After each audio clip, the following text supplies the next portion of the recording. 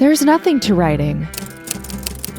All you do is sit down at a typewriter and bleed. Welcome to The Bleeders, a podcast and support group about book writing and publishing.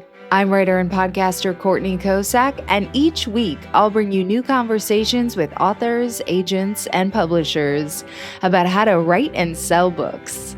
Today's guest is Norwegian author Victoria Kielland, talking about the experience of turning her novel, My Men, over to a translator. I'm currently taking a translation class for my MFA, and it's bringing up all kinds of questions about what I would want in a translator, and it reminded me so much of this conversation. So let's get into it.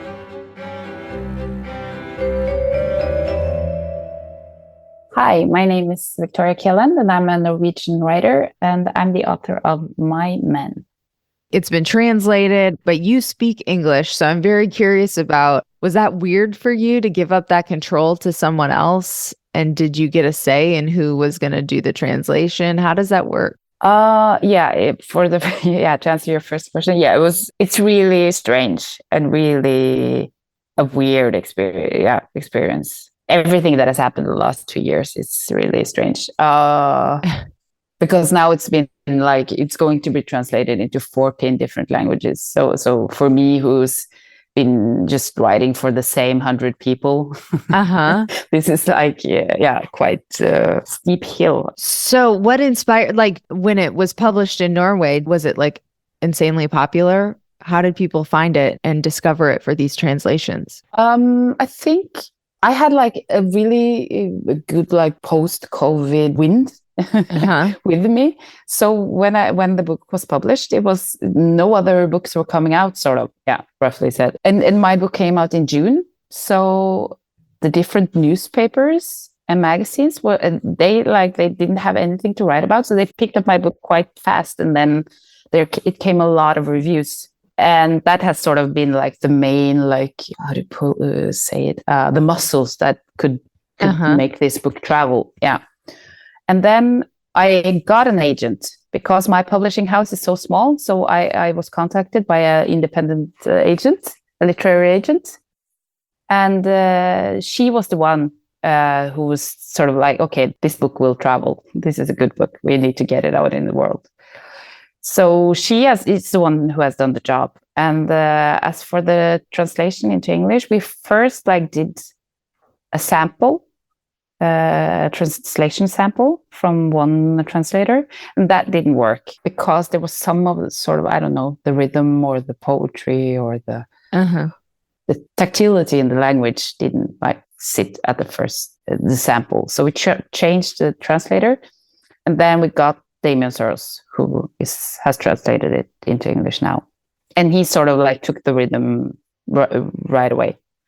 And he has been translating a Norwegian poet called Jon Fosse. So he has the rhythm of poetry within him. So I think that's a quite big deal for all my books, actually. You need to sort of think as a poet, not as a novelist, sort of. You need to have the metaphors and the rhythm and for me as myself, I connect more to the poetry, the world of poetry, than I do to normal prose, sort of. I think it's more interesting to be in the world of poetry.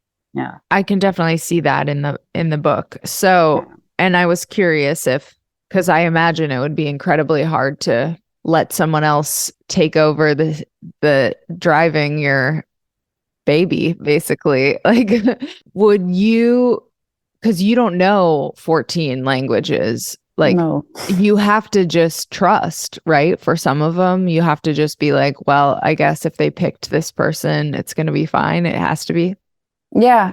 It's a game of trust, and it's hard for me. I can read the Danish and the Swedish, so that has been a nice experience because I also read a lot of Danish and Swedish literature. And for myself, for me private, I have this sort of fetishizing relationship towards Sweden. So I've been working quite close with the translator in Swedish. But Yeah, it's really hard.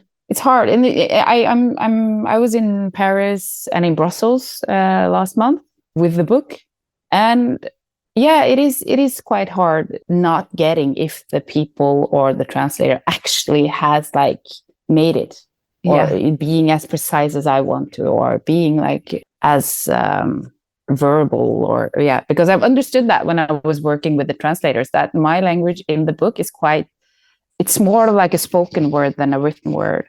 And it's more of like how you would talk Norwegian rather than write Norwegian. Some places it's probably more dialectical.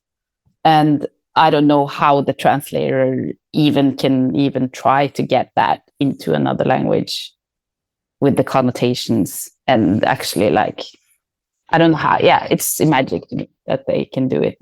Yeah. Yeah. Yeah. On one hand, it's like amazing. It's like, yes, my book is going to all these different places. And then on the other hand, there's like this like filter on Yeah, your yeah, and work. sort of, yeah, and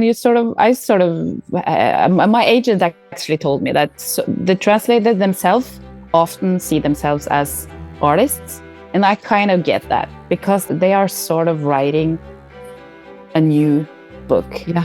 They are making a new artwork. They have to take some decisions which will make this another book. Mm-hmm. And that is like, they are artists in some way, and I have to trust that. Yeah. Totally. All right, Bleeders, that was just a little preview. The whole interview is so good, and it's over on YouTube. The channel is youtube.com/@bleederspodcast. There is a link in the episode description that will take you right to this specific video. And make sure you're signed up for the Bleeders Companion Substack for all kinds of newsletter exclusives. There's also a link for that in the episode description. It is free to subscribe, and there's all kinds of great stuff for free subscribers. But I actually launched a paid subscription where I take you behind the scenes of all my best bylines. I published a post about my return to stand-up comedy and how I got ready for my first show. I talk about my MFA and whether or not I think it's worth it. And there's also a free workshop on there behind the paywall. Join me again next time for another instructive episode. In the meantime, happy bleeding!